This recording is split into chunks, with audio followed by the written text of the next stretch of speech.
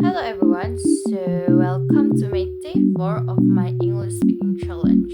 So today I want to talk about my type of food, my type of favorite food.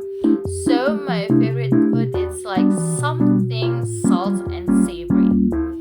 I really love snacks like chewy and then bakso aci and meatballs. So I don't know why, but salty, spicy, and savory food it always makes me feel better, especially when I'm tired or stressed. So my go-to food probably meatballs or bakso. It's warm soup and then chewy meatballs that's so good.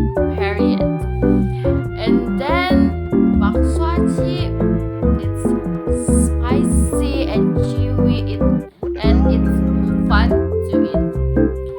I also like chakwe when it's still warm, like